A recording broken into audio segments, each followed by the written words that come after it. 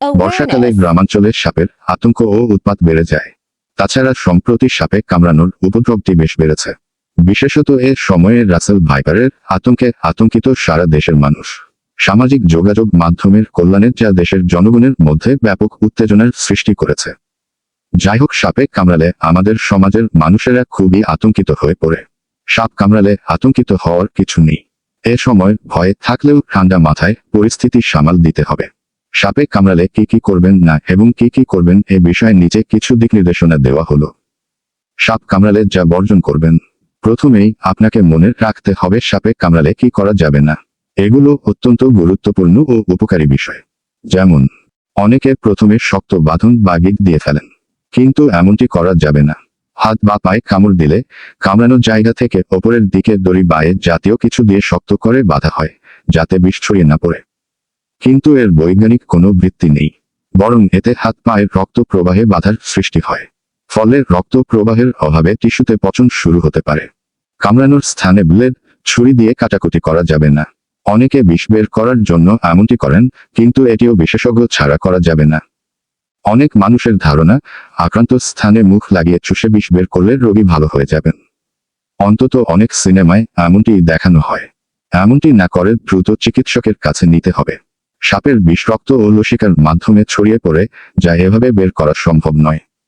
কোনো অবস্থাতেই আক্রান্ত স্থানে মুখ দেবেন না, এতে আপনার নিজের ক্ষতি হবে। কোনো ভেষজ ওষুধ, লালা, পাথর, উদ্ভিদের বীজ, গোবর, কাদা ইত্যাদি লাগানো যাবে না। কোনো রাসায়নিক পদার্থ লাগানো বা তা দিয়ে সেঁক দেওয়া ঠিক হবে না। যদি আক্রান্ত ব্যক্তির ঢোক বা খাবার গিলতে বা কথা বলতে সমস্যা হয় এবং এর পাশাপাশি বমি, অতিরিক্ত লালা নিঃসরণ, নাকিস্বর ইত্যাদি দেখা দেয়, তাহলে কিছু খাওয়ানো যাবে না। কিছু খাইয়ে বমি করানোর চেষ্টা করাও এর সময় উচিত নয়। ব্যথার জন্য অ্যাসপিরিন জাতীয় ওষুধ খাওয়ানো যাবে না ভুলেও। সাপে কামড়ালে করণীয়। এবার তাহলে করণীয়গুলো আমাদের জেনে নেওয়া দরকার। সাপে কামড়ানোর পর প্রাথমিকভাবে আপনাকে প্রাণরক্ষার জন্য প্রাথমিক চিকিৎসা দিয়ে দ্রুত হাসপাতাল অভিমুখে যাত্রা করতে হবে। সেই প্রাথমিক চিকিৎসার ধাপ হল, আক্রান্ত ব্যক্তিকে বারবার আশ্বস্ত করতে হবে ও সাহস দিতে হবে।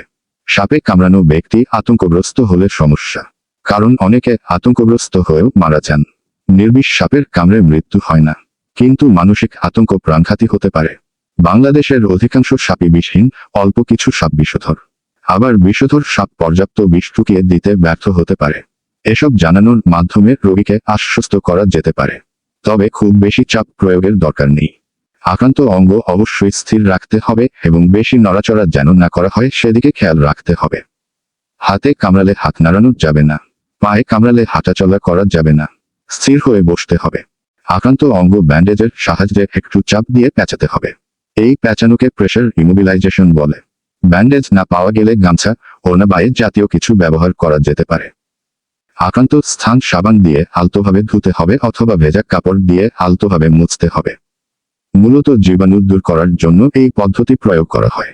ঘড়ি বা অলংকার বা তাবিজ, তাগা ইত্যাদি পরে থাকলে খুলে ফেলুন, কারণ এগুলো রক্ত প্রবাহে বাধা তৈরি করে ও অনেক সময় চিকিৎসা প্রক্রিয়ার জন্য সমস্যা হয়ে যায়। রোগীকে আধশোয়া অবস্থায় রাখুন। যদি রোগী শ্বাস না নেন তাহলে তাকে মুখে শ্বাস দেওয়ার ব্যবস্থা করুন। যদি সাপটিকে ইতোমধ্যে মেরাই ফেলেন তাহলে সেটি হাসপাতালে নিয়ে আসুন। তবে এ ব্যাপারে সাবধানতা অবলম্বন করতে হবে। কোনোভাবেই হাত দিয়ে ধরা যাবে না। কিছু সাপ মরার ভান করে থাকে, তবে সাপ মারতে গিয়ে অযথা সময় নষ্ট করবেন না। যত দ্রুত সম্ভব আক্রান্ত ব্যক্তিকে হাসপাতালে নিয়ে যেতে হবে।